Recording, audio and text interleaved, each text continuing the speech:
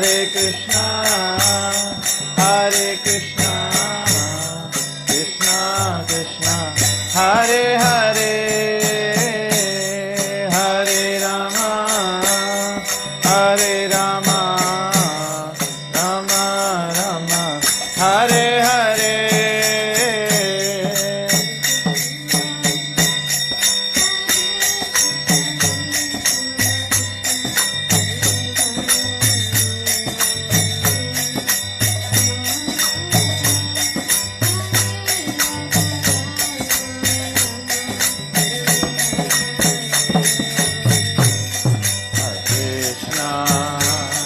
Hare Krishna, Krishna Krishna, Hare Hare, Hare Rama, Hare Rama, Rama Rama, Hare Hare.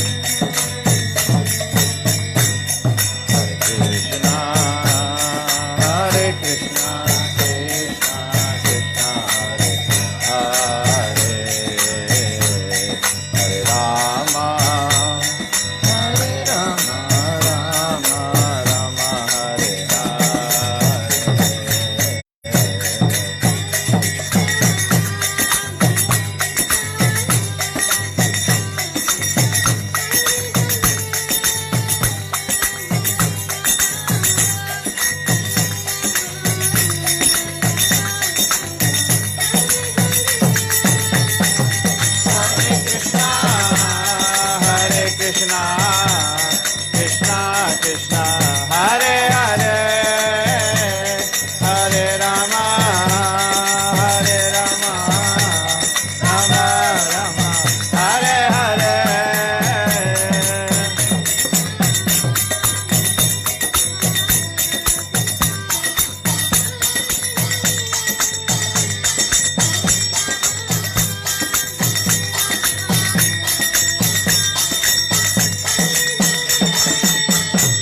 Hare Krishna, Hare Krishna, Krishna Krishna, Hare Hare, Hare Rama, Hare Rama, Rama Rama, Hare Hare.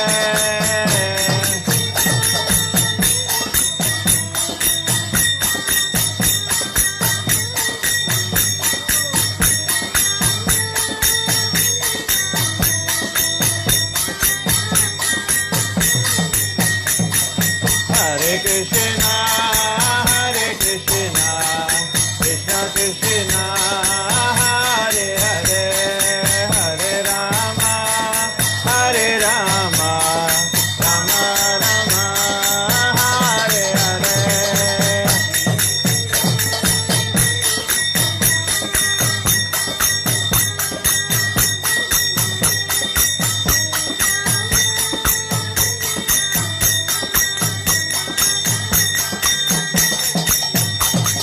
Hare Krishna, Hare Krishna, Krishna Krishna, Hare Hare, Hare Rama, Hare Rama, Rama Rama, Hare Hare.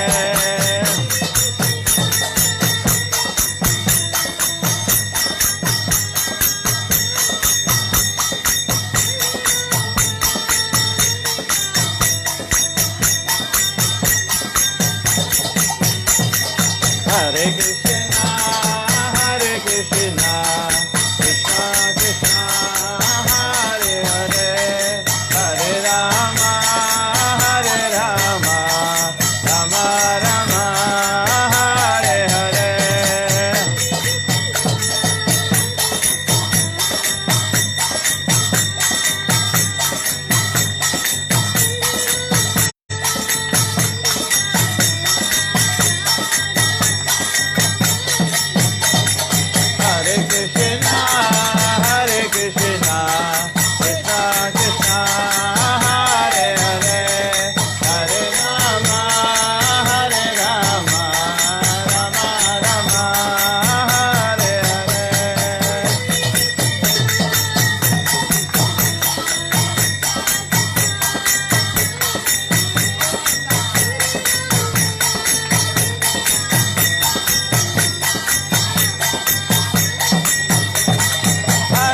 Krishna, Hare Krishna, Krishna Krishna, Hare Hare, Hare Rama, Hare Rama, Rama Rama, Hare Hare.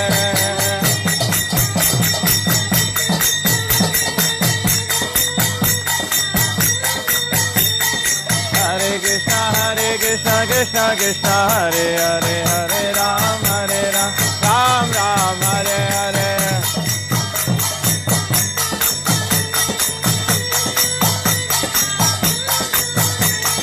Hare Krishna, Krishna Krishna, Hare Hare, Hare Ram, Ram Ram, Hare Hare.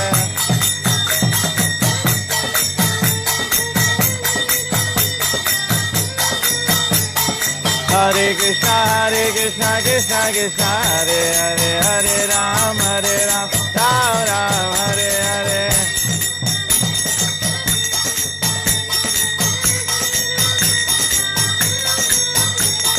Hare Krishna, Krishna Krishna, Hare Hare, Hare Ram, Ram Ram, Hare Hare.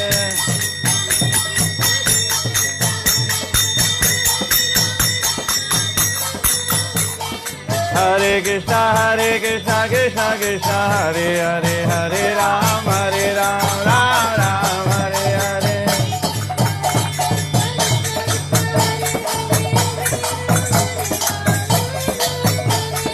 Hare Krishna, Krishna Krishna, Hare Hare, Hare Ram, Ram Ram, Hare Hare.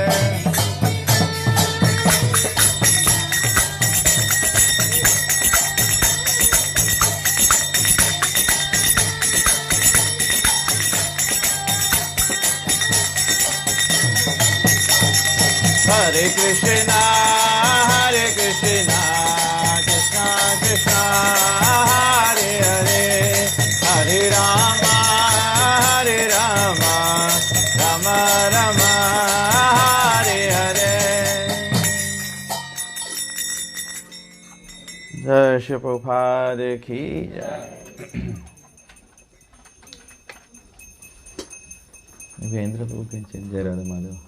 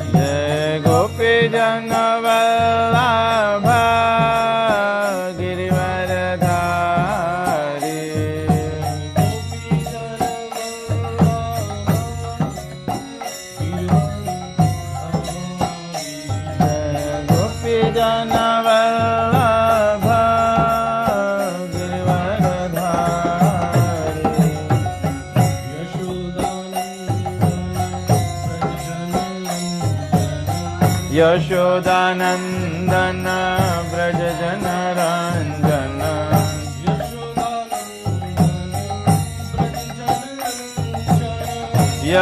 Yashodanandan Vraj जनरंजन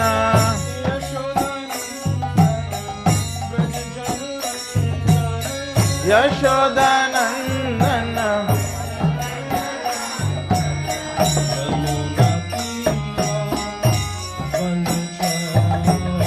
यमुना तेरा वनचारी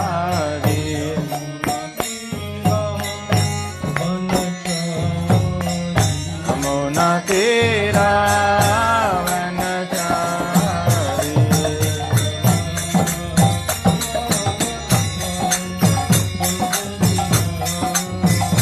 जय राधा माधव कुंज बिहारी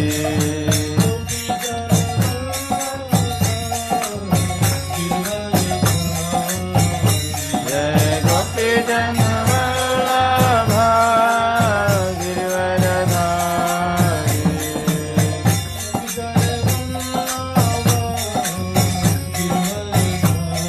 जय गोपी जन वल्लभ गिरिवरधारी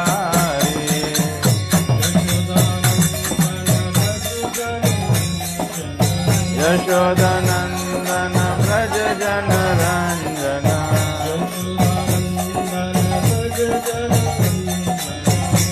यशोदानंदन व्रज जनरंजन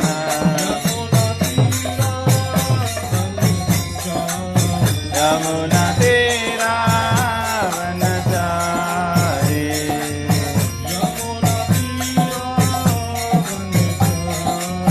यमुना तेरा वनचारी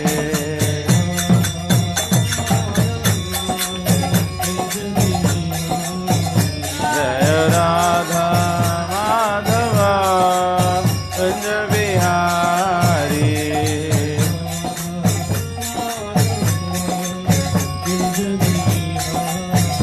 जय राधा माधव कुंज बिहारी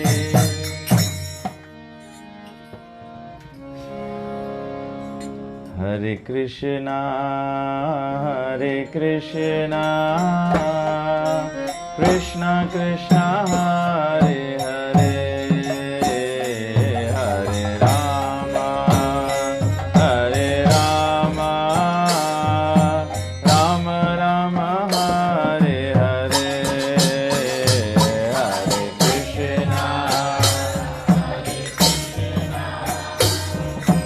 कृष्ण कृष्ण हरे हरे हरे राम राम राम हरे हरे हरे कृष्णा कृष्ण कृष्ण हरे हरे हरे राम राम राम हरे हरे हरे कृष्णा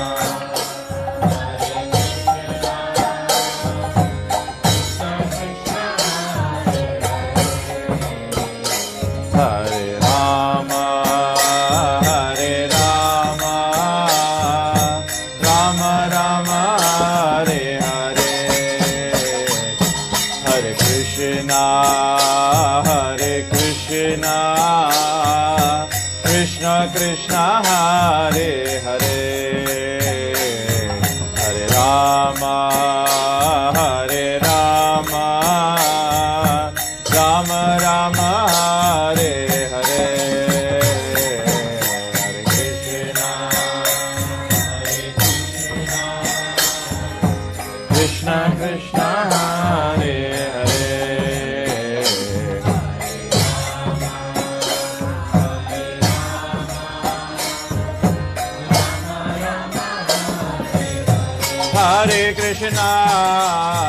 हरे Krishna Krishna Krishna Hare Hare Hare Rama Hare Rama Rama Rama Hare Hare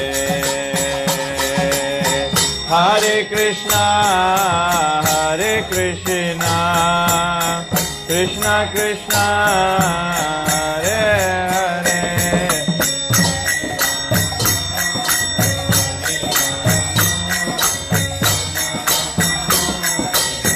Hare Krishna Krishna Krishna Hare Hare Hare Rama Rama Rama Hare Hare Hare Krishna Krishna Krishna Hare Hare Hare Rama Rama Rama Hare Hare Hare Krishna Krishna Krishna Hare Hare Hare Rama Rama Rama Hare Hare Hare Krishna Krishna Krishna Hare Hare Hare Rama Rama Rama Hare Hare Gaura Hari Jaya Gaura Hari Gaura Hari Jaya Gaura Hari Jaya Gaura Hari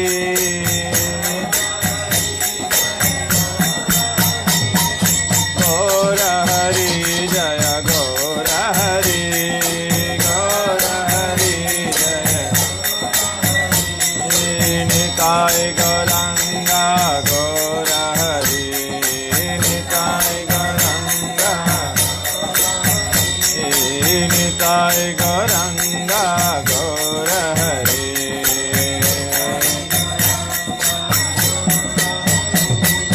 Gaura Gaura Gaura Hari Gaura Gaura Gaura Gaura Gaura Hari Gaura Gaura Nitai Gaura Hari Bol Hari Bol Hari Bol Gaura Hari Bol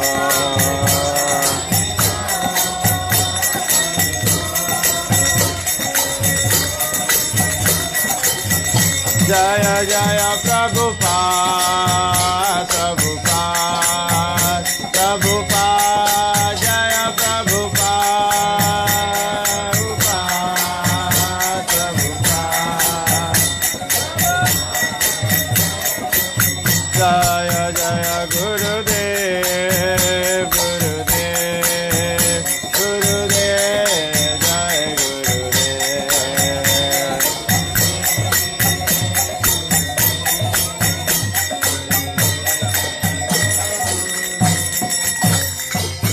जय श्रील प्रभुपाद की जय जय श्री श्री राधा कृष्ण भगवान की जय प्रेम से कहो श्री कृष्ण चैतन्य प्रभु नित्यानंद श्री अद्वैत गदाधर श्रीवासदि गौर भक्त वृंद की जय श्री गौर पूर्णिमा महोत्सव की जय निताई गौ प्रेमानंद हरि हरि बोल हरे कृष्णा हरे कृष्णा हरे कृष्णा कृष्णा कृष्णा हरे हरे हरे राम राम राम हरे हरे हरे कृष्णा। तो सर्वप्रथम जो गृह मालिक हैं श्रीमान श्रीमती परमारथ जी और उनके सुपुत्र रोन रामदूत प्रभु, उनकी ओर से आप सभी लोगों का स्वागत करते हैं। और विशेष करके जो ये उत्सव मनाया जा रहा है गौर पूर्णिमा और होली का जो उत्सव है, हमारे वैदिक सभ्यता के अनुसार हम लोग सभी लोग सतयुग से आया हुआ प्रथा जो है होली का, वो सभी लोग जानते हैं। लेकिन जैसे जैसे युग बदलता गया, सतयुग से त्रेता, त्रेता से द्वापर, द्वापर से कलयुग, और कलयुग में इसी समय, इसी तिथि के समय, होलिका उत्सव के समय श्री चैतन्य महाप्रभु का भी आविर्भाव हुआ। श्री चैतन्य महाप्रभु कौन है? श्री चैतन्य महाप्रभु स्वयं साक्षात भगवान श्री कृष्ण। बहुत कम लोग श्री चैतन्य महाप्रभु के बारे में जानते हैं, लेकिन ग्रंथों में इसका भविष्यवाणी पहले से ही किया गया है कि श्री चैतन्य महाप्रभु का कलयुग में विशेष करके प्राकट्य होगा। और यही हमारा प्रयास है कि हम सब भक्तजन साथ में होकर, और विशेष करके कलयुग में जो भगवान का अवतार है, कलयुग का जो निवारण, उद्धार करने के लिए जो अवतार भगवान का आया है, उसके बारे में हम लोग चर्चा करें। तो वास्तविकता में हम लोग सभी लोग भागवत कथा सुने हैं, राम जी की कथा सुने हैं।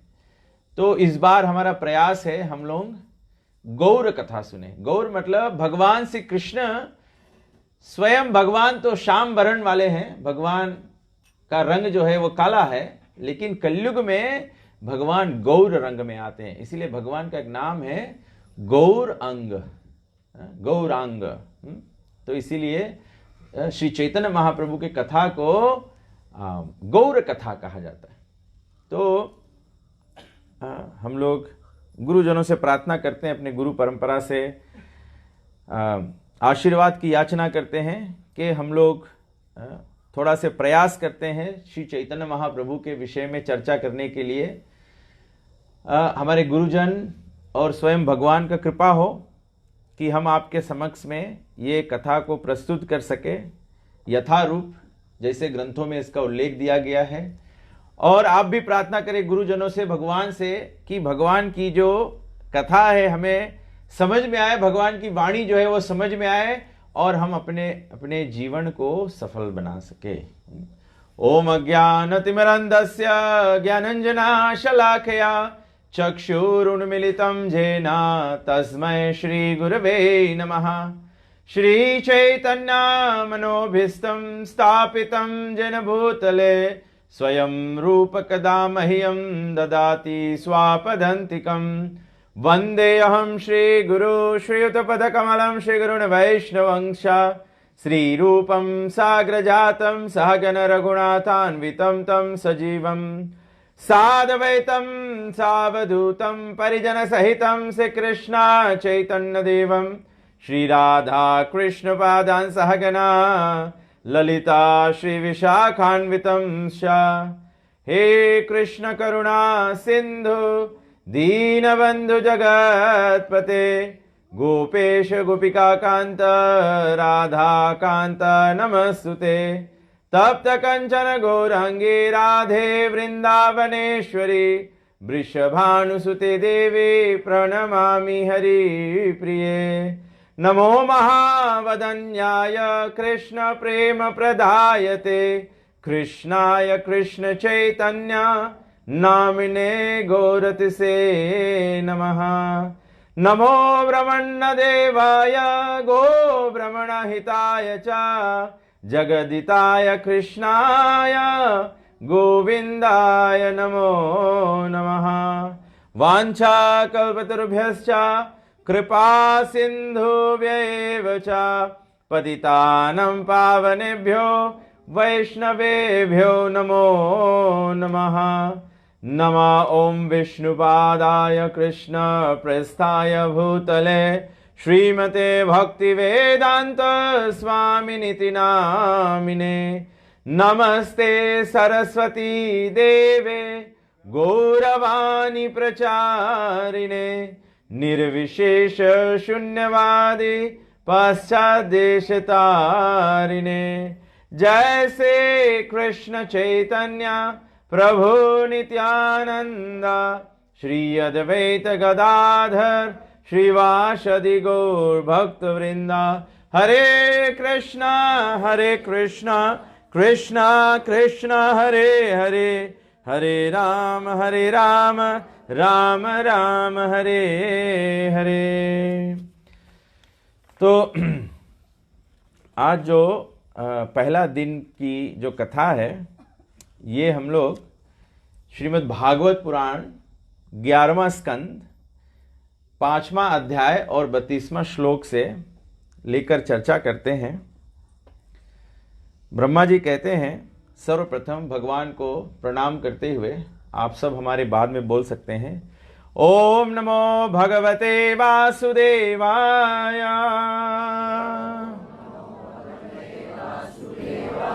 ओम नमो भगवते वासुदेवाय। ओम नमो भगवते वासुदेवाय।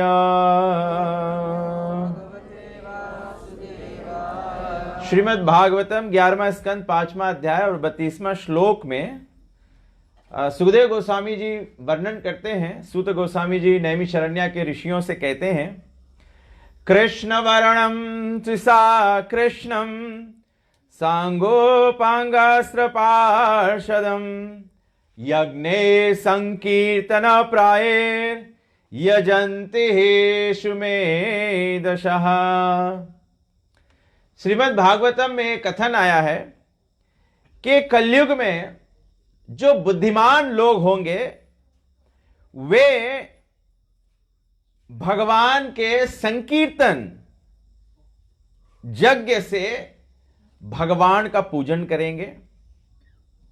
जो भगवान स्वयं भक्त रूप में कलयुग में प्रकट होते हैं और भगवान का सेवा पूजन करने के लिए संकीर्तन धर्म का स्थापना करते हैं। भले ही उनका रंग श्याम नहीं है, परंतु वे स्वयं साक्षात भगवान श्री कृष्ण हैं और वे अपने पार्षद सेवक अस्त्र शस्त्र और गुप्त साथियों के साथ में प्रकट होते हैं। तो सर्वोत्तम श्रीमद् भागवत में भगवान के अनेक अवतारों का वर्णन है।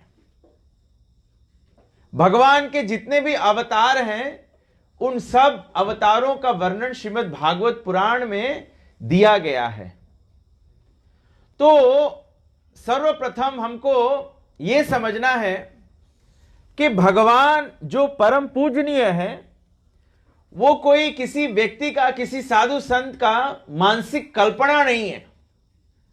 ऐसे कोई आपो आप से कुछ चमत्कार करके भगवान नहीं बन जाता है, या कोई कुछ अद्भुत करता है तो इसका मतलब नहीं है कि वो भगवान हो गया है, या 4 लोगों को मानने से कोई भगवान नहीं हो जाता है। भगवान जो है, भगवान की पहचान जो है वो स्वयं साक्षात सृष्टि के परम पहले रचित व्यक्ति जो है ब्रह्मा जी देते हैं। तो ब्रह्मा जी वर्णन देते हैं भागवतम में कि कलयुग में श्री चैतन्य महाप्रभु का आविर्भाव होगा। ये पहले से भविष्यवाणी कर दी गई थी। तो चैतन्य मंगल नामक ग्रंथ में लोचन दास ठाकुर ये श्री चैतन्य महाप्रभु के संबंध में भगवान का प्राकट्य का भविष्यवाणी जो दिया गया है, इसके संबंधित में कथा चर्चा करते हैं कि एक बार नारद जी सारे पृथ्वी का भ्रमण करते हुए ऐसे भगवान के पास पहुंचे, नारायण नारायण करते हुए। सभी लोग जानते हैं कि नारद जी एक व्यक्ति हैं सारे विश्व में जो मृत्युलोक और वैकुंठ और आध्यात्मिक जगत का वही देह में पूरा ब्रह्मांड कर सकते हैं। तो ऐसे एक बार नारद जी ब्रह्मलोक गए। ब्रह्मलोक जो है वो मृत्यु लोक का सबसे ऊंचा लोक है, जो ब्रह्मा जी का लोक है। क्योंकि जब सृष्टि का रचना हुआ तो सबसे पहले ब्रह्मा जी का उत्पत्ति हुआ, और ब्रह्मा जी जब ब्रह्मांड का उत्पत्ति हुआ तो उसमें ब्रह्मा जी का सबसे पहला उत्पत्ति हुआ। तो सबसे ऊंचा लोक जो है वो ब्रह्मा का लोक है। तो एक बार नारद जी ब्रह्मलोक पहुंचे और नारद जी और ब्रह्मा जी दोनों वार्तालाप करते हैं।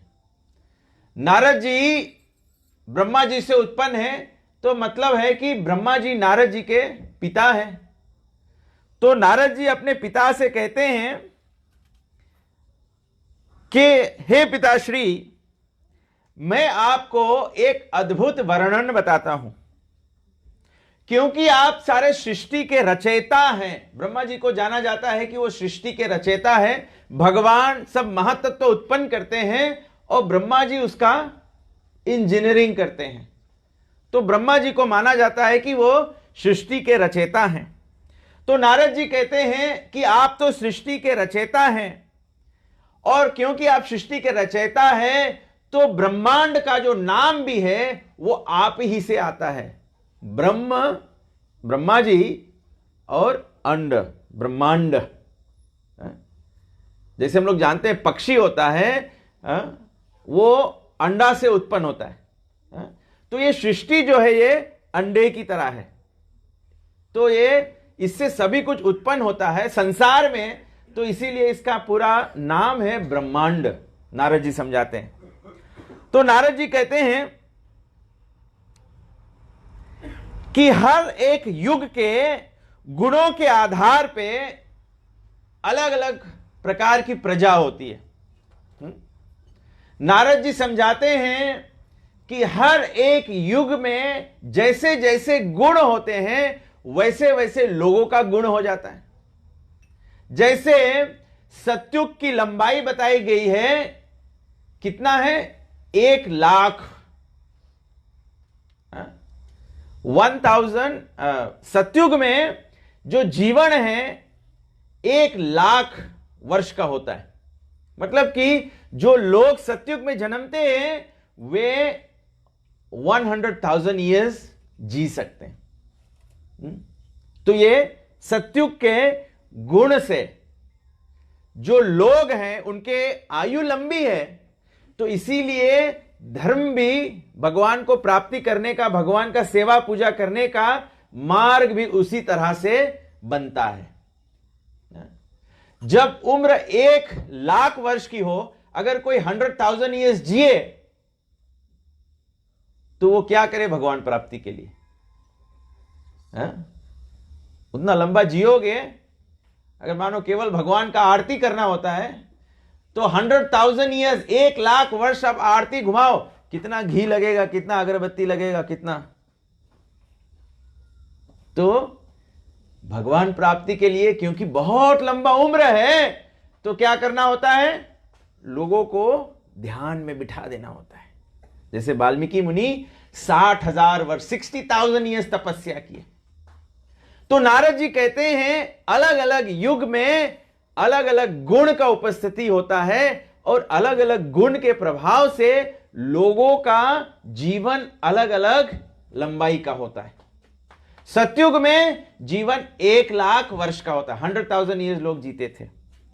द्वापर युग में लोग, त्रेता युग में लोग 10,000 वर्ष जीते थे। द्वापर युग में लोग 1,000 वर्ष जीते थे। और कलयुग में लोग कितना जीते हैं? 100 ईयर्स। बहुत कम लोग 100 ईयर्स जीते हैं।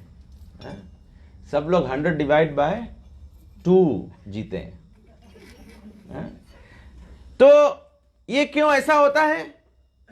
जैसे युग में हम होते हैं उसी प्रकार का हम भोजन करते हैं। अलग अलग युग में जब लोग अलग अलग प्रकार का भोजन करते हैं, भोजन पर निर्वाह करता है, डिपेंडेंट रहता है कि हमारा जीवन कितना लंबा होगा।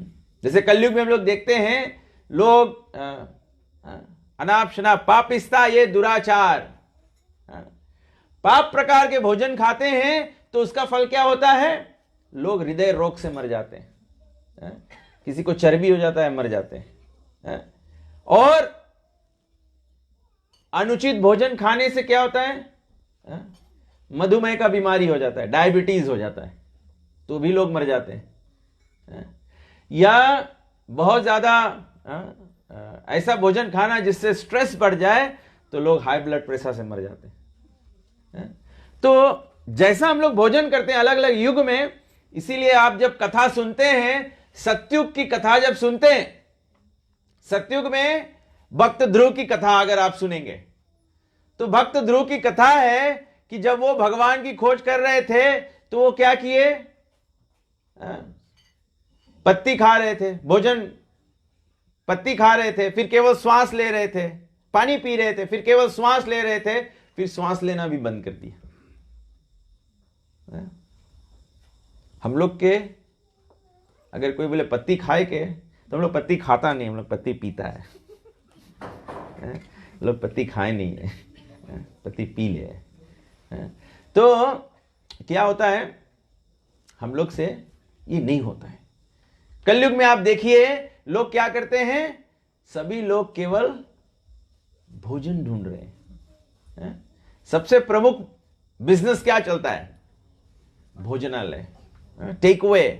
पहले रेस्टोरेंट था, पहले कैफी था, लोग जानते होंगे, यहाँ गांव के लोग जानते होंगे, नसोरी में पहले बहुत कैफी था। कैफी मतलब जहां भोजन बिकता है वहां जाओ और बैठो और फिर खाओ। तो अब लोगों के लिए बैठने के लिए टाइम नहीं है, तो अब क्या हो गया? Take away. केवल भोजन लो और चलते बनो। मैकडॉनल्ड्स क्या किया? Drive through. गाड़ी रोकने की भी जरूरत नहीं है, चलते चलते ले लो। तो जैसा हमारा गुण होता है वैसा हमारा जीवन हो जाता है। तो नारद जी कहते हैं जिस तरह का युग होता है उस तरह का धर्म पालन किया जाता है। कलयुग में लोग अत्यधिक पाप से लिप्त है। कलयुग में लोग क्या करते हैं? केवल पाप से लिप्त है। सबसे पहला पाप लोगों को क्या चढ़ता है? कैसे हम लोग देख सकते हैं कि कलयुग में सभी लोग पापों से लिप्त है? कोई एक उदाहरण देगा पाप का?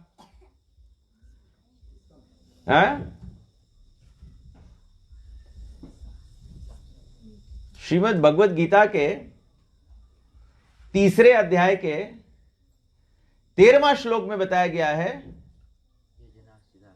यज्ञ शिष्ट शिना संतो मुच्यन्ते सर्व किल विषय भुजन्ते तु अघम पाप ये पचांति आत्मा कारणात्। यहां पे बताया गया है कि कलयुग में सभी लोग पाप में लगे हुए हैं।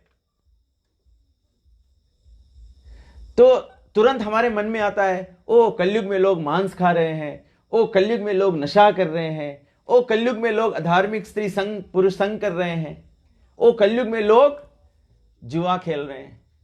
युतम पानम स्त्रियम सुनम, ये तो भागवत पुराण में भविष्यवाणी दी गई है कि ये 4 पाप के स्थान हैं।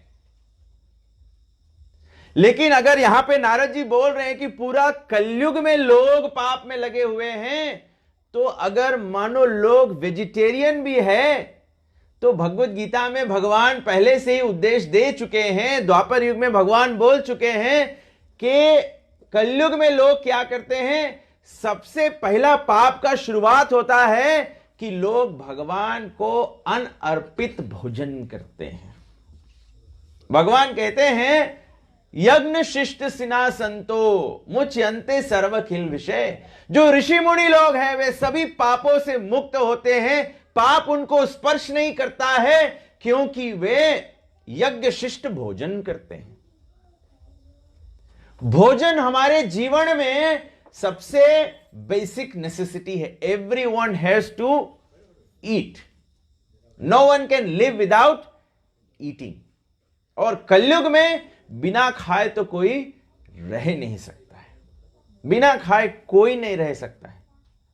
अगर पूजा पाठ भी हो, अगर प्रसाद नहीं है तो बहुत कम लोग आएंगे। तो प्रसाद तो ठीक है, भगवान को अर्पित है, लेकिन कहने का प्रयास मेरा है कि कलयुग में विशेष करके बिना खाए कोई व्यक्ति रह ही नहीं सकता है, लोग उपवास भी नहीं कर सकते। इसीलिए एकादशी में भी बताया गया है कि केवल आप अनाज का उपयोग मत करें, लेकिन आप एकादशी प्रसाद खा सकते हैं, क्योंकि बिना खाए कोई रह नहीं सकता। तो सबसे पहला पाप जो सभी लोग करते हैं कि सभी लोग अनअर्पित भोजन करते हैं।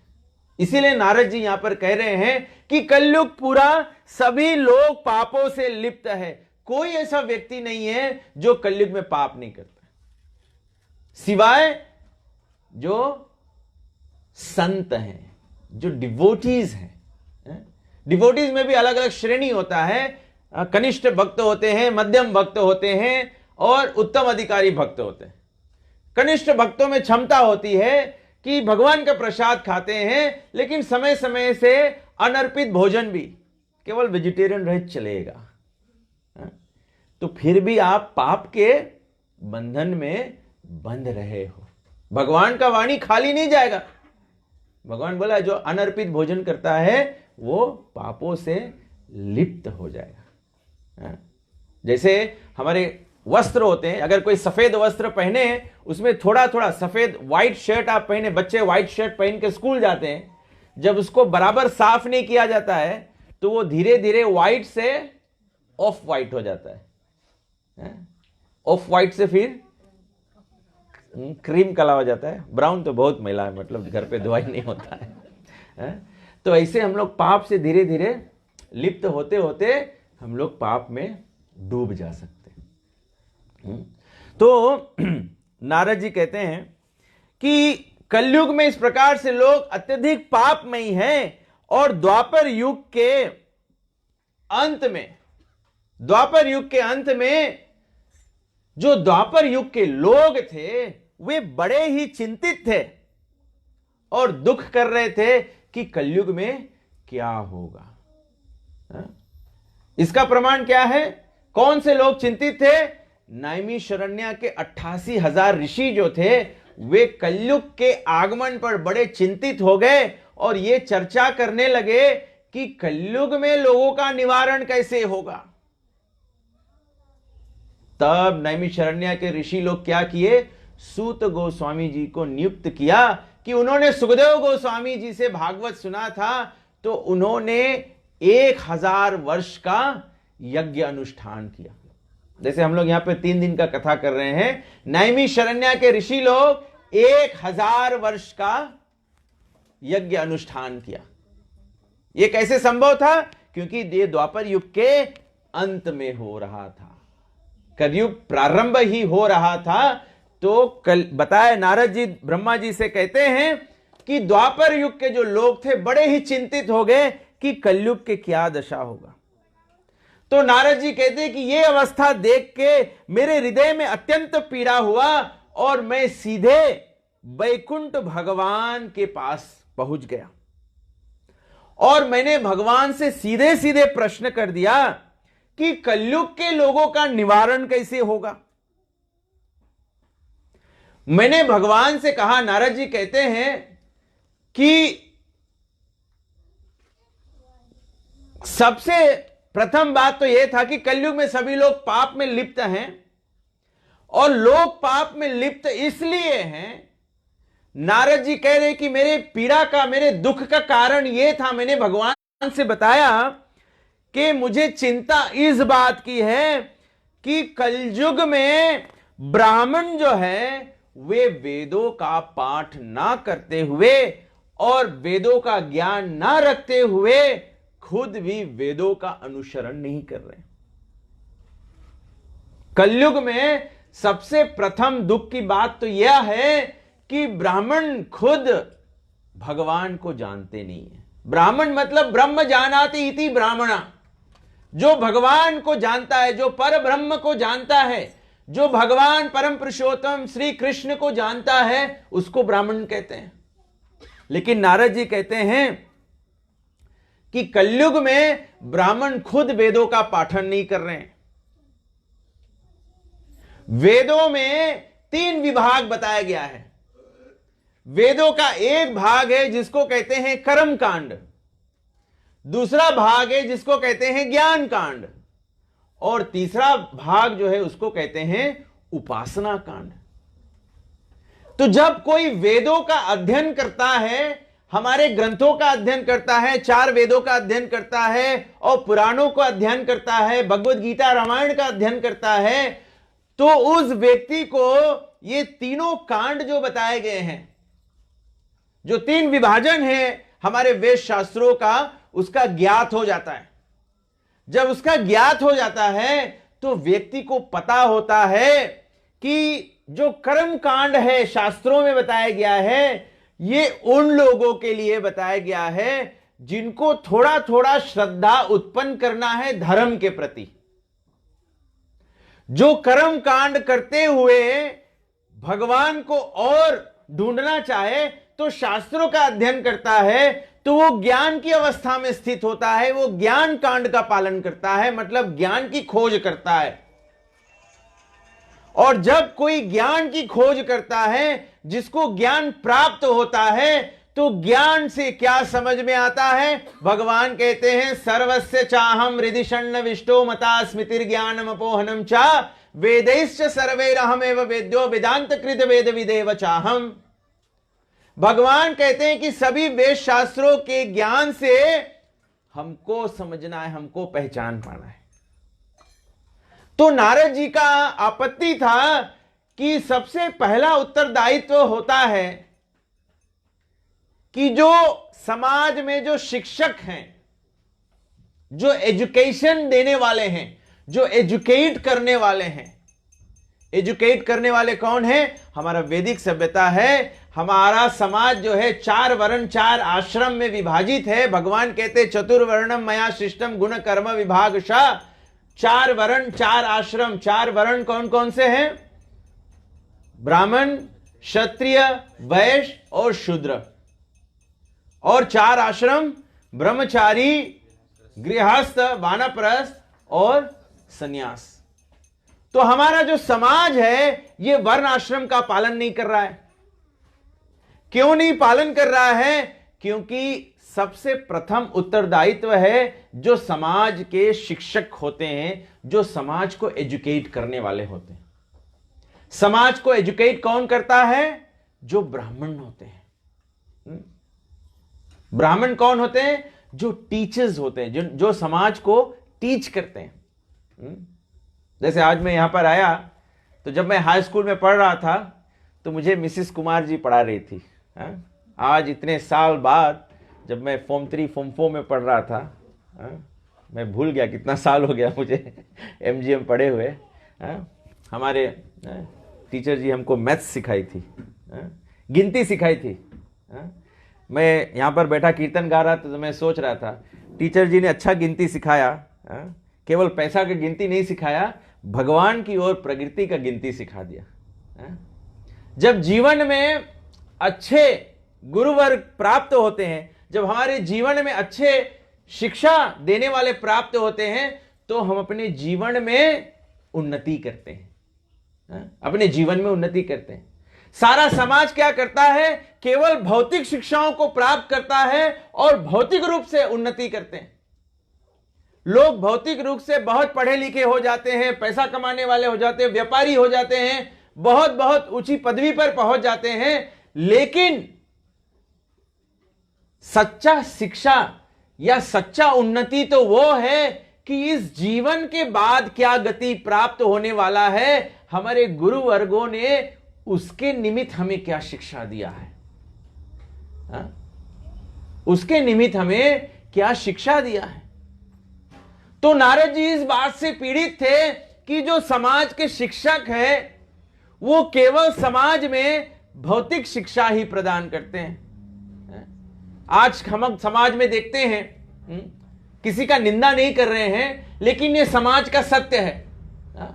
आज हमारा समाज में क्या हो गया है कि जो शिक्षक है, जो शिक्षा देने वाला है, वो वैसा ही शिक्षा देता है जो श्रोता सुनना चाहता है। अगर हम उस पाठशाला में पढ़ते हैं और हम पाठशाला में पढ़ते हुए मानो हम कक्षा 1 से लेकर कक्षा 6 तक पढ़ें, कक्षा 5, कक्षा 6, 6, 7 में नेगेटिव नंबर्स सिखाया जाता है। अगर बच्चा नेगेटिव नंबर्स ना सीखना चाहे और टीचर जी फिर बोले अच्छा बच्चा ना सीखना चाहता है तो नहीं सिखाए, तो क्या ये शिक्षक सही कार्य कर रहे हैं? क्या बच्चों का सही उन्नति होगा? ठीक इसी प्रकार से हमारे समाज में जब धर्म की शिक्षा की जा रही होती है, तो आज हमारे धर्म की शिक्षा किस प्रकार से की जाती है कि जो पुरोहित होते हैं, जो ब्राह्मण होती हैं, जो समाज में शिक्षा देने वाले होते हैं, वे ऐसा ही शिक्षा देते हैं या लोग ऐसे ही शिक्षाओं को सुनना चाहते हैं जो प्रजा को पसंद है। प्रजा को तो ज्ञान है नहीं, तो आप कैसे डिटरमिन करोगे कि आपको क्या शिक्षा सुनना है, क्या सही है और क्या गलत है? इसका निर्णय आप कैसे करोगे? इसका निर्णय टीचर जी सही सिखा रही है कि गलत सिखा रही है, इसका निर्णय जो है वो विद्यार्थी कैसे करेगा? विद्यार्थी को तो गुरुजनों पर शरणागत होना है। भगवान कहते हैं ये दिव्य ज्ञान जो है कैसे प्राप्त होता है, दिव्य शिक्षा जो है वो कैसे प्राप्त होता है? तद विधि प्रणिपातेन परिप्रश्नेन सेवया उपदेक्ष्यन्ति ते ज्ञानम ज्ञानिनस् तत्वदर्शिना। जो ज्ञान देने वाला होता है वो तत्वदर्शी है, उन्होंने ज्ञान का अनुभूति किया है। जैसे हम पाठशाला में पढ़ने जाते हैं, जो टीचर जी होती हैं, जो मास्टर जी होते हैं, उन्होंने जो शिक्षा देना है, उन्होंने जो शिक्षा सिखाना है बच्चों को, वो खुद जानते हैं। हमारी टीचर जी जब हमको मैथ सिखा रही होती है तो टीचर जी को खुद अनुभव है, उनको खुद अनुभव है कि मैथमेटिक्स में इंडक्शन कैसे करना है और डिडक्शन कैसे करना है। तब बच्चों को ब्लैक बोर्ड पर लिख के सिखाती कि ऐसे करके फॉर्मूला, ऐसे इंडक्शन जाना, ऐसे डिडक्शन जाना है।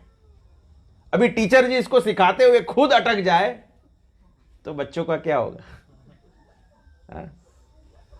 बच्चे नहीं जान पाएंगे। तो इसी प्रकार से धर्म का क्षेत्र में जो शिक्षक देने वाला है, और धर्म के क्षेत्र में शिक्षा कौन देता है? ब्राह्मण देते हैं। इसीलिए नारद जी यहां पे कह रहे हैं क्योंकि ब्राह्मण सही शिक्षा नहीं दे रहा है, ब्राह्मण वही सुना रहा है जो प्रजा सुनना चाहता है, जो जजमान सुनना चाहता है, या तो जजमान ही कह देता है कि पंडित जी आप तो वही कथा वही रोट बोलेंगे, ये तो हर साल सुनते हैं, थोड़ा शॉर्टकट में बोलना। हमारे घुटनों में दर्द है, बहुत लंबा बैठ नहीं सकेंगे, तो हम लोग इसे शॉर्टकट करते हैं। शॉर्टकट करते करते तो हम लोग कथा का जो महत्व है, जो रहस्य है, वही भूल जाते हैं। अभी कथा मतलब भगवान का चरित्र, भगवान के भक्तों का चरित्र। श्रीमद् भागवत पुराण 18 किताबों में, 12 स्कंद जो है 18 किताबों में रचना किया गया है। इसमें अनेक कथा भरे हुए हैं, अनेक भक्तों की कथा है। ध्रुव की कथा है, प्रहलाद की कथा है, वृतासुर की कथा है, अजामिल की कथा है, अम्बरीश महाराज की कथा है, शिव जी की कथा है, ब्रह्मा जी की कथा है, नारद का कथा है, दुर्गा जी का कथा है। आप जो बोलो, अनेक कथा इसमें वर्णन है। लेकिन हमारे समाज में क्या हो रहा है? हमारे समाज में हम लोग कई सालों से केवल लीलावती और कलावती और लकड़हारा में अटक गए। हम लोग अटक गए, हम लोग उसका महत्व नहीं समझ पाए, हम लोग महत्व नहीं समझ पाए। अगर हम लोग केवल ये कथा भी सुने तो कौन कौन से लोग कथा में ये समझ पाए हैं कि प्रसाद के परित्याग से अमंगल हो जाता है। सभी को पता है प्रसाद के परित्याग से अमंगल हो जाता है। लीलावती और कलावती की कथा में यही है कि नहीं? जैसे ही उनके पति, लीलावती और कलावती के दोनों के पति आए, वो कथा सुन रहे थे, कथा समाप्त कराए, जल्दी से पंडित जी से बोला कथा समाप्त कर दो, क्योंकि अब तो आ गए हैं, जल्दी जल्दी फूल पत्ती चढ़ा के। कलयुग में हम लोग यही कर रहे हैं कि नहीं? सभी लोग जल्दी जल्दी हम लोग भगवान को भोग भी धराते हैं, प्रसाद भी अर्पण करते हैं। तो ऐसे प्रसाद अर्पण करते हैं जैसे भगवान भूखे वेट कर रहे हैं, केवल हमारा घंटी सुनना चाहते हैं कि घंटी टिंग टिंग बजे स्कूल की तरह, तो पता लग जाए अब लंच टाइम हो गया है। भाव अर्पण करना है। कथा हम लोग बारंबार सुनते हैं कि प्रसाद के परित्याग से लीलावती कलावती गई और वहां पर उनके पति पर आपत्ति आ गया। लेकिन किसी ने कभी इस प्रकार से इससे विचार किया कि हम अपने घर में नित्य भगवान को भोग नहीं लगा रहे हैं, तो हमारा जीवन में अमंगल रहेगा कि नहीं रहेगा? लोग विचार करते हैं कि हमारे जीवन में दुख क्यों है। लोग सोचते हैं कि संसार में दुख क्यों है, क्योंकि संसार में हम लोग कथा सुनते हुए भी हमको यह ज्ञान नहीं हो रहा। क्यों नहीं हो रहा है? क्योंकि हम लोग अगर सत्यनारायण व्रत कथा भी कर रहे हैं तो वास्तव में हम लोग कर्म कांड के माध्यम से ही केवल कर रहे हैं। हम लोग केवल मान्यता कर लेते हैं, हमारा बच्चा पास हो जाए, हमारी बच्चे का विवाह हो जाए, हमारा ये दुख टल जाए, हमको वीजा मिल जाए, बोटा खुल जाए, कुछ हो जाए तो हम लोग कथा सुन लेंगे। कोई व्यक्ति कहता मेरा ऑपरेशन हो जाए तो मैं कथा सुन लूं, मैं फिर से चलने फिरने लगूं। तो ये कर्म कांड है, ये कर्म कांड में गिनती हो जाता है। यही कथा को हम लोग भक्ति में बदल सकते हैं। कैसे भक्ति में बदलेंगे? जैसे हमने अभी वर्णन दिया कि प्रसाद के परित्याग से अमंगलता होता है, तो अपने इससे शिक्षा प्राप्त करो कि अपने घर में निष्दिन भगवान को भोग लगाना चाहिए। अपने घर में सब समय प्रसाद होना चाहिए। घर पर कोई आए भी तो उसको प्रसाद आप दे सको। किसी के घर में भोजन नहीं होना चाहिए, किसी के घर में भोग नहीं होना चाहिए। जहां भोग होगा वहां पाप होगा, जहां प्रसाद होगा वहां आशीष होगा। तो कम से कम अपने अपने घरों में भगवान को भोग तो लगाना चाहिए। केवल घर में अपने भगवान का भोग लगाने से ही घर में मंगलमयता हो जाएगा, अपने जीवन में मंगलमयता हो जाएगा। तो नारद जी कहते हैं कि लोगों में थोड़ा थोड़ा श्रद्धा है, अधो श्रद्धा। समाज में, प्रजा में थोड़ा विश्वास है, इसीलिए तो लोग पूजा पाठ करते हैं। लोगों में विश्वास है धर्म के प्रति, इसीलिए तो किसी को घर बनाना है, किसी को विवाह संपन्न करना है, किसी को कोई कार्य करना है, तो लोग पहले क्या करते हैं? पंडित जी के पास जाते हैं और शुभ मुहूर्त निकालने का प्रयास करते हैं। सही बात है कि नहीं? लोग चाहते हैं कि कुछ शुभ मुहूर्त निकाले, कुछ शुभ समय निकाले, गृह प्रवेश करना है, बिजनेस स्टार्ट करना है, बच्चों का विद्यारंभ करना है, कुछ भी करना है। लोग मांगते हैं कि कोई शुभ तिथि निकाले। तो शुभ तिथि निकालने के लिए जाते हैं ब्राह्मण के पास, पंडित के पास। अब पंडित के पास जाते हैं तो पंडित के हाथ में है, व्यक्ति को कर्म कांड मार्ग में फंसा दो या ज्ञान कांड मार्ग में फंसा दो, या तो भक्ति के पथ पे उतार दो। जब शिक्षक का केवल लक्ष्य रहेगा कि हमें कुछ दक्षिणा मिल जाए, तो कर्मकांड के मार्ग में उतार दो।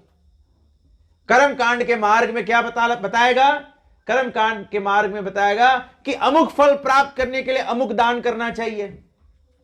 किसी को बैतरणी उतरना है तो खटिया दान करना है, छाता दान करना है, बत्ती दान करना है, ये करना है, वो करना है। ये तो कर्मकांड मार्ग है।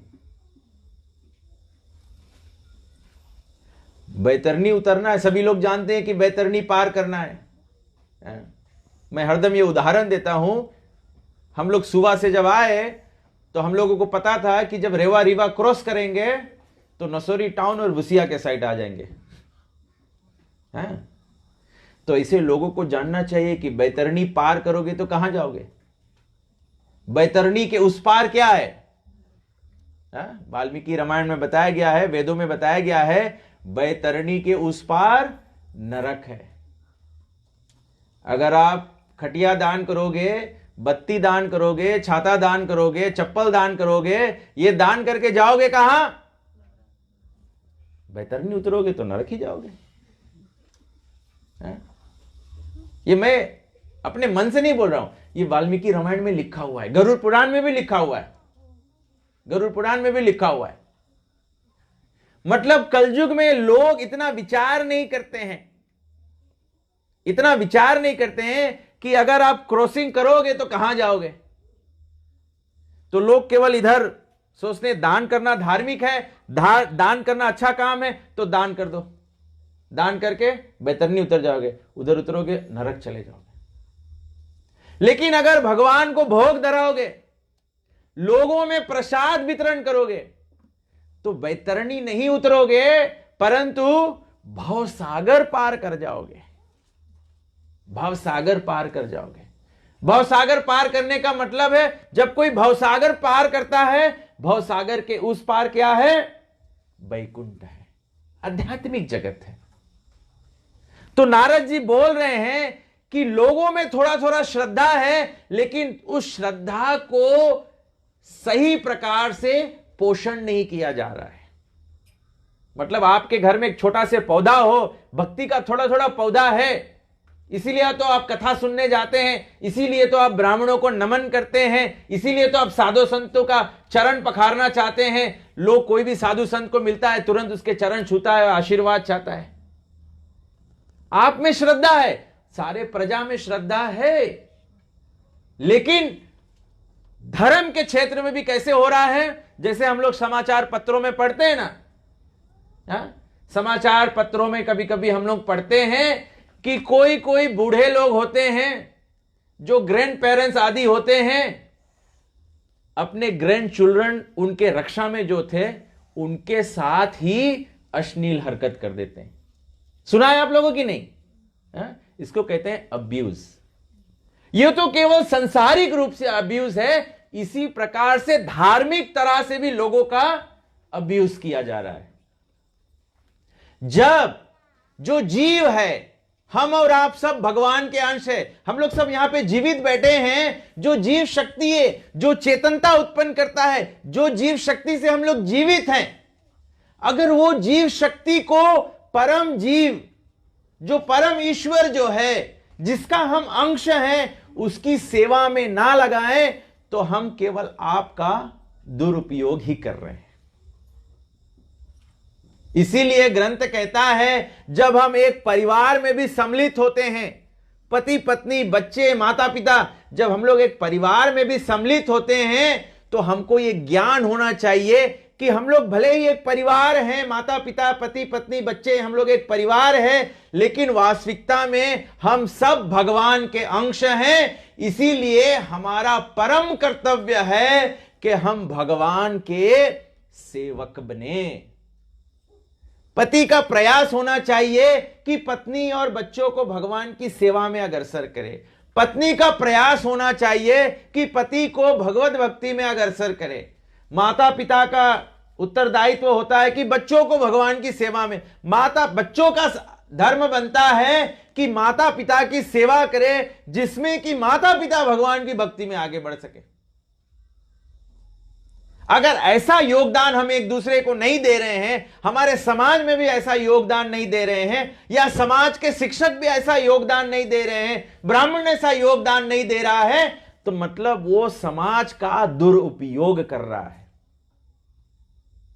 अगर भक्ति के अलावा कोई दूसरा शिक्षा लोगों में अगर दिया जा रहा है, तो ये वास्तविकता में मानवता के साथ में, मनुष्य योनि के साथ में मानो अश्लील हरकत है, यही हो रहा है। तो नारद जी इस बात से पीड़ित हो रहे थे। नारद जी ने ये सब व्याख्या भगवान को जब वैकुंठ में बताया, तो भगवान, नारद जी कहते, भगवान नारद के कथाओं को सुनते हुए, वचनों को सुनते हुए अत्यधिक पीड़ित हो गए। भगवान को भी बहुत दुख लगा। भगवान को सभी लोग जानते हैं कि भगवान तो करुणा निधान है। हे कृष्ण करुणा सिंधु, भगवान तो करुणा के सिंधु हैं, भगवान सभी पर करुणा करने वाले हैं। जब भगवान को नारद जी ने यह समाचार दिया कि लोग कैसे पीड़ित हैं, लोग कैसे कलयुग में मिसगाइडेड है, मंद सुमंद मत भाग्य, एक तो लोगों का कम बुद्धि है, फिर उसमें से जो अंधों में जो काना राजा बन जाता है वो भी उनको गलत रास्ता दिखा रहा है। बताया गया कलयुग में क्या होता है, एक अंधा दूसरे अंधे को रास्ता दिखाने का प्रयास करता है। अगर एक अंधा दूसरे अंधे को हाथ पकड़ के रास्ता दिखाने का प्रयास करे, दोनों का क्या दशा होगा? दोनों अंधकूप में गिर रहे हैं, दोनों गड्ढे में गिर रहे हैं। अगर किसी को मार्ग दिखाना है तो खुद मार्गदर्शन होना चाहिए। ज्ञानिनस तत्व दर्शिनः, खुद को तत्व दर्शन होना चाहिए। तो नारद जी कहते हैं कि भगवान ये देखते हुए, ये सुनते हुए नारद से भगवान कहते हैं कि हे देवऋषि नारद, कलयुग के लोगों को निवारण करने के लिए, उनका उद्धार करने के लिए मैं स्वयं कलयुग के प्रारंभ में प्रकट होऊंगा। मैं खुद अवतार लूंगा और लोगों को भक्ति जो है, डिवोशनल सर्विस जो है, वो मैं खुद लोगों को सिखलाऊंगा। ऐसे तो भगवत गीता में, वेदों में, शास्त्रों में भगवान ने भक्ति का पद बता दिया। भगवान बता दिए भगवत गीता में कि हम लोग जो कुछ खाते हैं, यद करोषि यद यजनासी यद दुहोषि तदासी यद, जो भी कुछ देते हैं, जो भी कुछ खाते हैं, भगवान कहते सभी कुछ भगवान के प्रति होना चाहिए। ये ज्ञान होते हुए लोगों को पता नहीं है कि इसको कैसे पालन करो। सभी लोग जानते हैं कि राम नाम सत्य है, लेकिन राम नाम सत्य है, उस सत्य नाम का करना क्या है लोगों को यह नहीं पता है। इसीलिए भगवान कह रहे हैं नारद जी से कि मैं स्वयं कलयुग में प्रकट होकर और खुद भक्ति सिखाऊंगा। इसीलिए ब्रह्मा जी बोल रहे हैं, नारद जी को ये भागवत से बता रहे हैं, कृष्ण वर्णम त्विस आ कृष्णम, भगवान श्री कृष्ण कलयुग में स्वयं आ कृष्ण रूप से, रंग से प्रकट होंगे। और स्वयं भगवान कहते हैं जो लाभ सतयुग, द्वापर और त्रेता में दान से, यज्ञ से, तप से और धार्मिक कार्य करने से प्राप्त होता है, वो कलयुग में केवल हरि नाम संकीर्तन से लोगों को प्राप्त हो जाएगा। कलयुग में देखिए, वैकुंठ में भगवान विष्णु स्वयं नारद जी को यह बता रहे हैं, नारद जी को बता रहे हैं कि जो सतयुग, द्वापर और त्रेता में दान, तप, यज्ञ से जो लाभ प्राप्त होता है, वो कलयुग में केवल हरिनाम संकीर्तन से प्राप्त हो जाएगा। आप शायद कभी कभी सोचते हैं हमारे भक्त लोग हरिनाम संकीर्तन करते हैं। आज सुबह शहर में प्रसाद वितरण हुआ और हरिनाम संकीर्तन हुआ, नसोरी टाउन में हरिनाम संकीर्तन हुआ, प्रसाद वितरण हुआ। जो भी भक्तों ने इसमें भाग लिया, सहयोग दिया, सीमा प्रभु उनके परिवार ने प्रसाद बनाया और दूसरे भक्त लोग आए हरिनाम संकीर्तन में गायन किए। ये चैतन्य महाप्रभु का साक्षात कार्य है। इसका स्वयं भगवान भविष्यवाणी किए हैं कि कलयुग में इसमें भाग लेने से हमें सतयुग, द्वापर, त्रेता का जो फल है वो सब प्राप्त होता है ना। इसीलिए बताया गया है, कलेर दोष निधे राजन अस्ति एको महान गुना कीर्तनाद एव कृष्णस्य मुक्त संग परम ब्रजेर। बताया गया है कि कलयुग में केवल हरि कीर्तन, केवल भगवान का संकीर्तन जितना आसान है। अभी हम लोग गा रहे थे, हरे कृष्ण कृष्ण कृष्ण हरे हरे, हरे राम राम राम हरे हरे। आम लोग समझेंगे कि ये भगवान के नाम बोलने में क्या तप है, क्या दान है।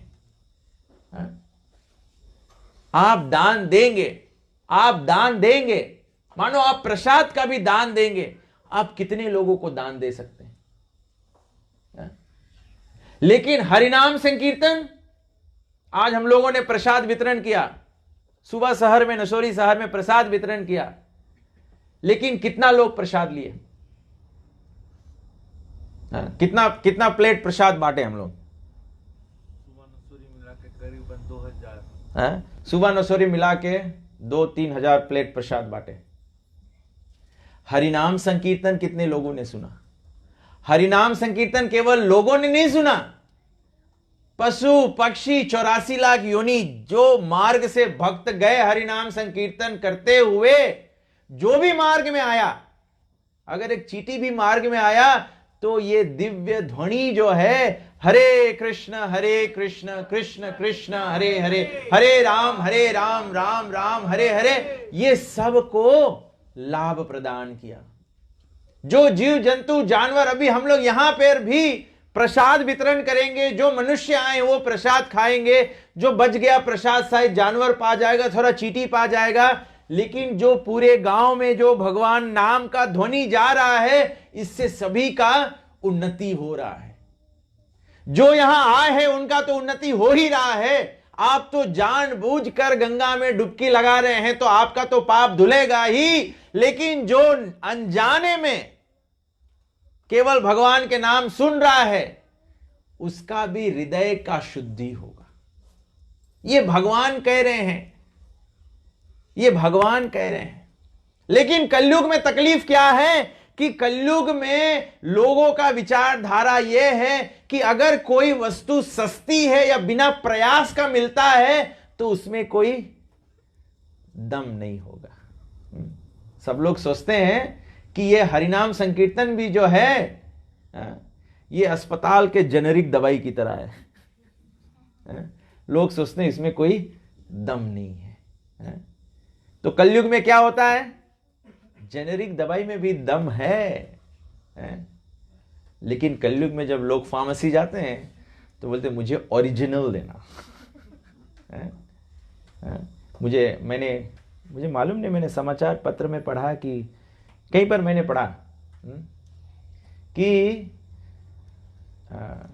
जो दवा, जो 20 सेंट के दवाई से आपके काम चल सकता है, व्यक्ति चाहता है कि वो जाए $2 में एक टेबलेट खरीदे, तब उसको लगता है कि ये काम करता है। कलयुग में यही है। लोग सोचते हैं राम बोलने में कोई ताकत लगता है, कृष्ण बोलने में थोड़ा सा जिब्बा हिटता है, लेकिन उसके अलावा हरे कृष्ण और राम। किसी का ताकत खलास हो गया? बोलो हरे कृष्ण। ये बोलने के बाद में किसी को कमजोरी हो गया? भूख नहीं लगा? किसी को भूख नहीं लगा तो हम लोग 1 घंटा और कथा करते हैं। भगवान के नाम इतना सरल है कि इसमें बिल्कुल प्रयास ही नहीं लगता है। तो हम लोग सोचते हैं जब इसमें प्रयास ही नहीं लगता है तो इसमें लाभ क्या होगा? कलयुग में लोग सोचते हैं कि कोई तप करो, कोई ऐसा दान दे दो, राधा हरिश्चंद्र माफी, तो भगवान के भक्त हो जाओगे। कलयुग में ये कुछ नहीं होगा। भगवान स्वयं कह दिए हैं, वैकुंठ में खड़े होकर भगवान नारद जी को बोल रहे हैं कि दान तप यज्ञ सभी का फल हमको मिलेगा केवल कलयुग में हरिनाम संकीर्तन से। नारद जी से भगवान कहते हैं कि हे नारद, भले ही कलयुग दोषों से भरा है, परंतु केवल एकमात्र मेरे नाम उच्चारण करने से व्यक्ति पापों से केवल मुक्त नहीं हो जाएगा, लेकिन संसार से मुक्त हो जाएगा, मोक्ष गति को प्राप्त कर लेगा। जैसे भगवान बोले हैं सर्वधर्मान परित्यज्य माम एकम शरणं व्रज हम सर्व पापेभ्यो मोक्षयिष्यामि मा शुचा। भगवान कह रहे हैं कि केवल एकमात्र भगवान के नाम लेने से मोक्ष गति प्राप्त हो जाएगा, केवल पापों से नहीं छूटने की बात है, मोक्ष गति, उत्तम गति प्राप्त हो जाएगा। और भगवान कहते हैं, और नारद जी से कहते हैं, नारद जी अब ब्रह्मा जी को बता रहे हैं कि बैकुंठ में यह चर्चा हुआ कि भगवान विष्णु ने नारद जी को कहा कि जाओ तुम ब्रह्मलोक, शिवलोक और स्वर्ग लोकों में जाके और सभी देवी देवताओं को कहो कि वे कलयुग में जाके अवतार लेना शुरू करे, क्योंकि मैं श्री चैतन्य महाप्रभु के रूप में आने वाला हूं। कलयुग के प्रारंभ में मैं श्री चैतन्य महाप्रभु के रूप में आने वाला हूं। तो यह प्रमाणिक है। यह श्री चैतन्य महाप्रभु किसी का बनाया हुआ भगवान नहीं है। ये स्वयं साक्षात वेदों में इसका भविष्यवाणी किया गया। भविष्य पुराण में, अलग अलग पुराणों में श्री चैतन्य महाप्रभु का वर्णन पहले से ही दिया गया है। तो इस तरह से ब्रह्मा जी कहते हैं कि कुछ समय, ब्रह्मा जी अब नारद से कहते हैं कि कुछ समय पहले जो 4 कुमार है, सनक, सनातन, सनंदन और संत कुमार, ये भी ब्रह्मा जी से अपने मन का जो प्रश्न है वो पूछे थे। तो उन्होंने बताया कि भगवान जो अचिंत है, जो अद्भुत है, जो शाश्वत अनादि है, जो समस्त शक्तियों से परिपूर्ण है, सर्वव्यापी भगवान जब द्वापर युग का अंत होगा, जब द्वापर युग का अंत होगा तो भगवान कहां जाएंगे? कलयुग के लोग भगवान को कहां पाएंगे? सतयुग में तो लोगों को पता था कि वन में चले जाए, लाखों वर्ष तपस्या करे तो भगवान मिल जाएंगे। जैसे ध्रुव महाराज गए, तपस्या किए वन में तो भगवान मिल गए। ऐसे बहुत ऋषि लोग गए, तपस्या किए, भगवान मिल गए। त्रेता युग में भगवान प्राप्ति के लिए दशरथ महाराज को पुत्र प्राप्त, राम प्राप्त करना था, तो यज्ञ अनुष्ठान किए, यज्ञ से यज्ञ पुरुष उत्पन्न हुआ, दशरथ जी को खीर दिया और दशरथ जी के घर में राम जन्मे। दशरथ जी राम को प्राप्त करना चाहते थे तो यज्ञ अनुष्ठान किया तो राम मिल गए। द्वापर युग में भगवान को प्राप्त करना था तो भगवान का मंदिर पूजन किए, जो मंदिर पूजन किए वो भगवान को प्राप्त कर लिए। तो बोले कलयुग में 4 कुमारों ने ब्रह्मा जी से पूछा कि कलयुग के लोग भगवान को कहां प्राप्त कर पाएंगे? भगवान मिलेंगे कहां लोगों को? कलयुग में भी लोग हैं जो भगवान को ढूंढते हैं, लेकिन भगवान मिलेंगे कहां? तो नारद जी, ब्रह्मा जी कहते हैं कि उस समय भी भगवान श्री कृष्ण जो गोपियों के ईश्वर हैं, जो गोपियों के ईश्वर है, जो गोपियों के नाथ है, भगवान का एक नाम है गोपीनाथ, जो गोपियों के मन मोहने वाले हैं, वो भगवान जिनको ऋषि मुनि लोग तप करके अपने मन में पकड़ नहीं पाते हैं, वो भगवान को मैया यशोदा अपने माखन मतने वाली उखल से बांध देती है। जो भगवान को ऋषि मुनि लोग नहीं बांध पाते हैं, उनको गोपियां बांध लेती हैं। इसीलिए भगवान का एक नाम है राधा दामोदर। गोपियों ने एक बार भगवान को पकड़ के बांध लिया था। तो वो भगवान कहां मिलेंगे कलयुग के लोगों को? कलयुग में भी भगवान की लोग ढूंढ रहे हैं, भगवान को लोग प्राप्त करना चाहते हैं, लेकिन मिलेंगे कहां? कलयुग में बताया गया कोई उपाय नहीं चलेगा सिवाय हरि नाम संकीर्तन का। इसीलिए आप देखिए, जो कलयुग में भगवान का नाम संकीर्तन करता है, जो हरे कृष्ण मंत्र का जप करता है, वो स्वभाव की, हमारे जितने भी भक्तजन यहां पर बैठे हैं, आप इन सभी भक्तों का जीवन चरित्र देखो। सभी भक्त सारे संसार के लोग की तरह आम लोग थे, लेकिन श्रील प्रभुपाद जी के संपर्क से, साधुओं के संपर्क से, प्रथम भक्ति संतन कर संगा, जब संत समागम में हुए, संतों का संग किए, संतों से उद्देश्य पाया कि भगवान मिलेंगे तो कहां मिलेंगे? कलो तद धरित कीर्तनात्। कलयुग में केवल हरि कीर्तन, कलो तो नाम मात्र न पूजते भगवान हरि, कली काले नाम रूपे कृष्ण अवतार। कलयुग में भगवान नाम रूप में अवतरित होते हैं। कलयुग में भगवान कहां मिलेंगे?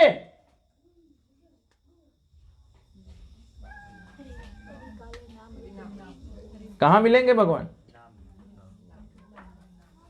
लगता है मैं आज 1 घंटे से केवल शोर मचा रहा हूं। हरि नाम संकीर्तन में मिलेंगे भगवान, भगवान के नाम में मिलेंगे। कलो तु नाम माते न पूजते भगवान हरि। कलयुग में भगवान का फूल पत्ती अगरबत्ती पूजन करने से कई ज्यादा अधिक बताया गया है भगवान का नाम।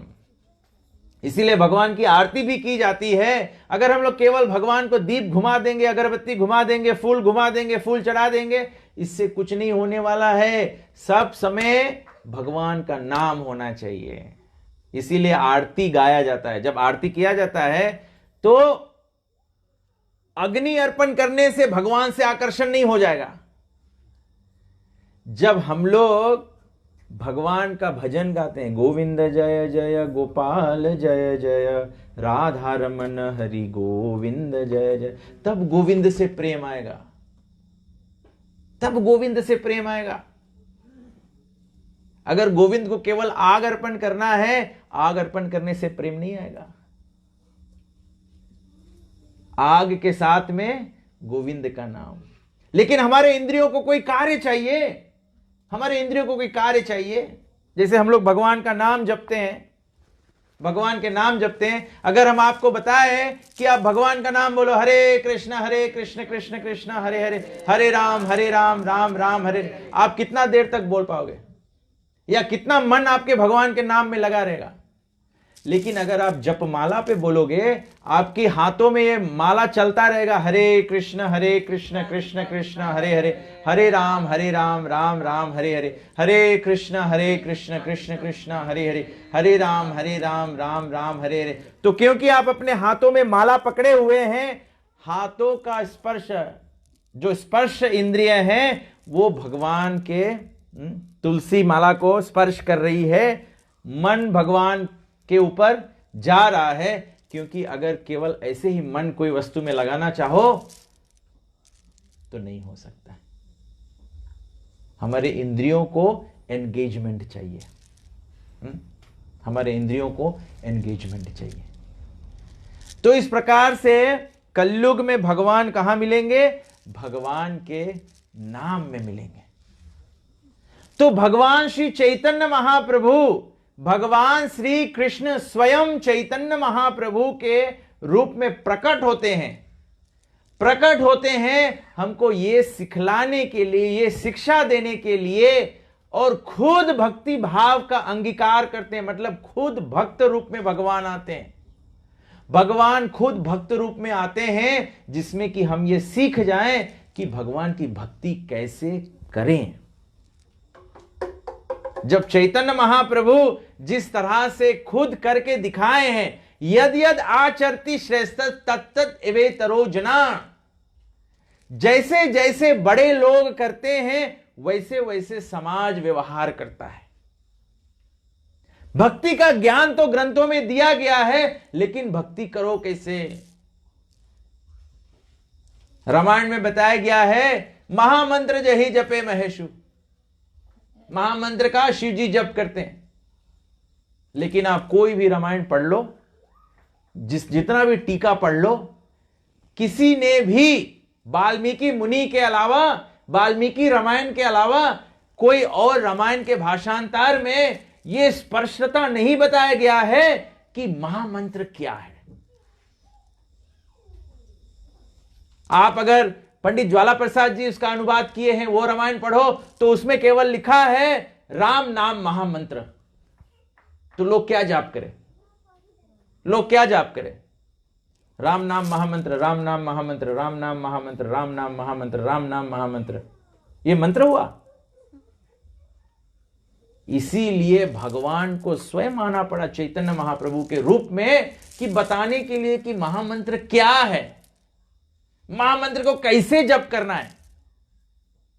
महामंत्र जप करने के लिए 108 कड़ी का एक माला होता है।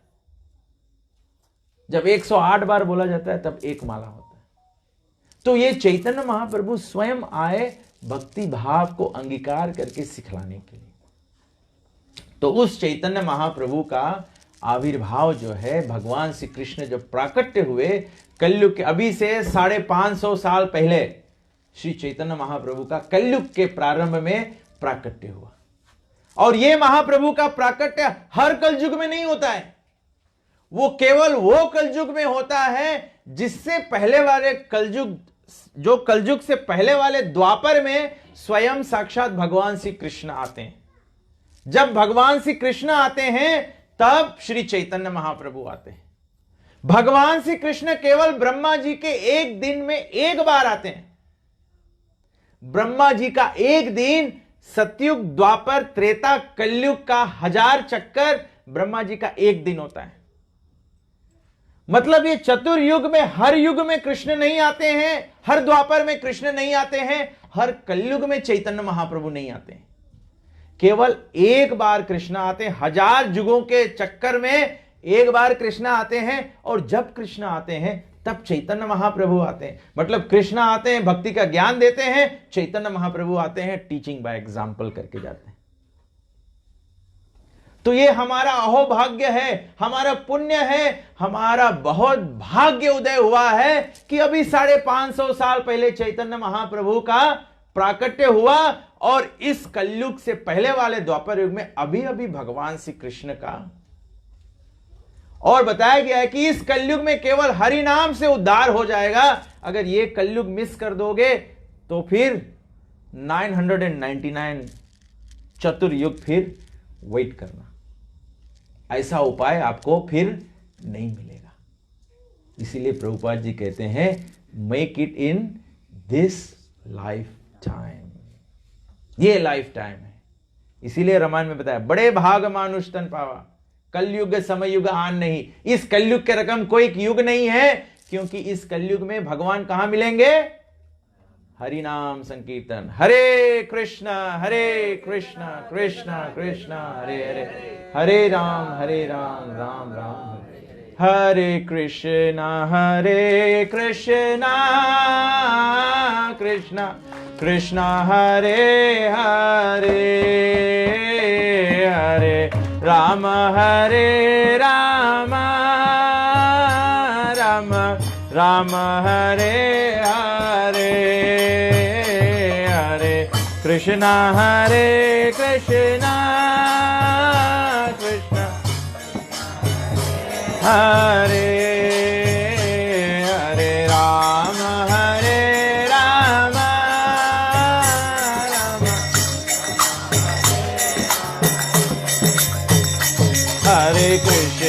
हरे कृष्णा कृष्ण कृष्ण हरे हरे, हरे राम राम राम हरे हरे, हरे कृष्ण हरे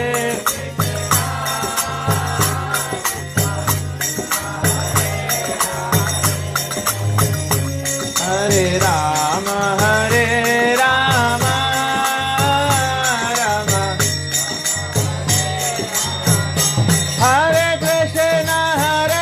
कृष्ण कृष्ण कृष्ण हरे हरे, हरे राम राम राम हरे हरे,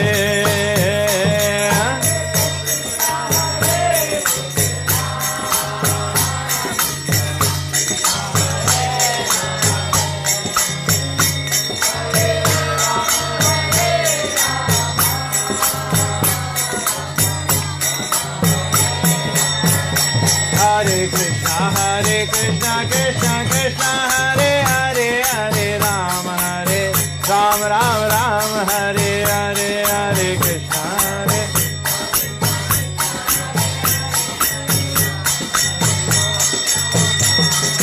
हरे हरे कृष्णा कृष्ण कृष्ण हरे हरे, हरे राम राम हरे हरे, हरे कृष्णा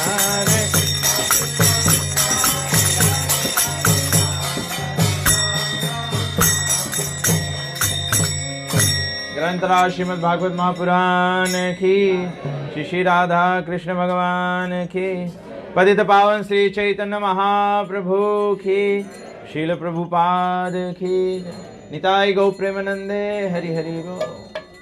तो सभी लोग खड़े हो जाए, हम लोग भगवान की आरती करेंगे। हरे कृष्ण। जाओ मस्त है।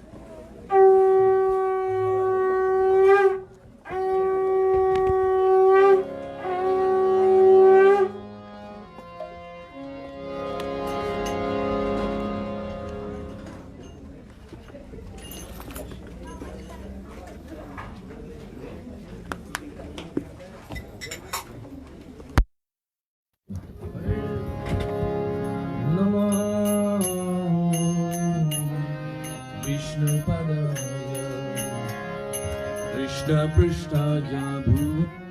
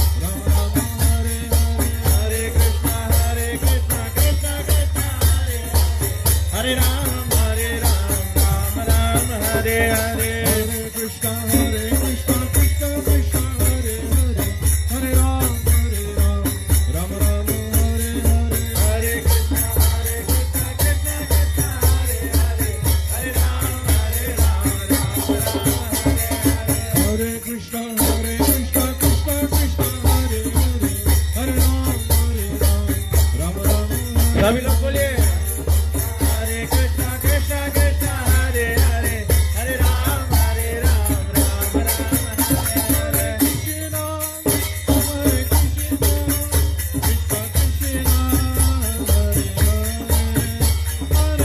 कृष्णा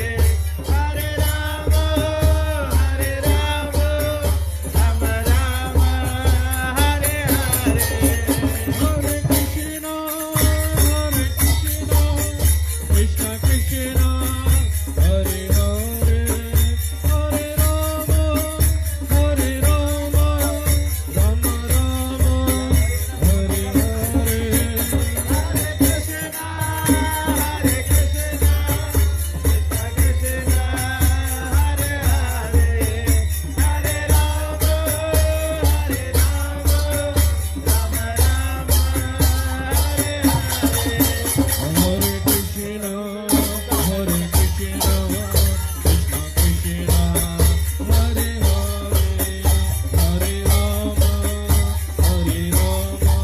हरे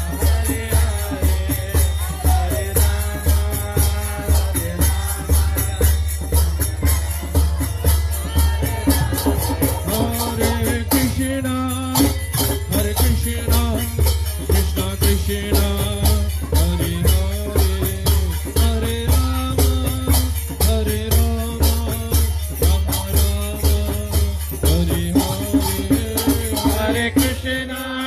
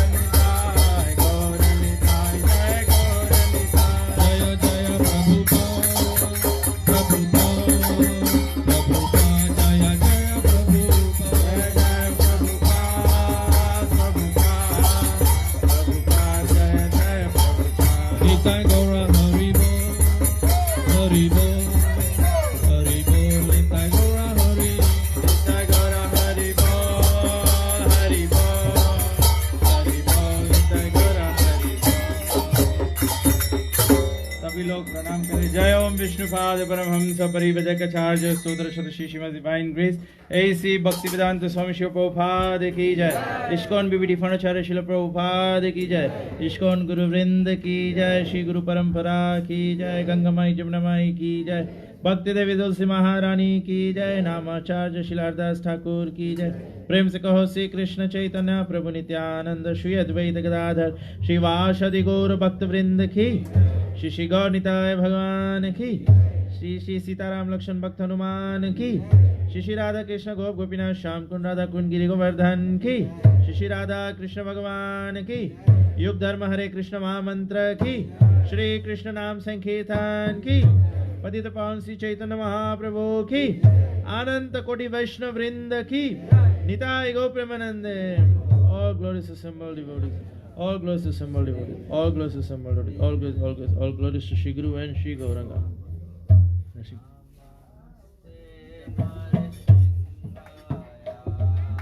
Namaste Narsinghaya,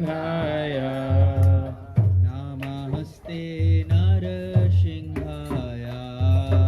Namaste Narsinghaya, Prahlad Ladadayine, Prahlad Ladadayine, Hiranyakashi Purvakshama, Hiranyakashi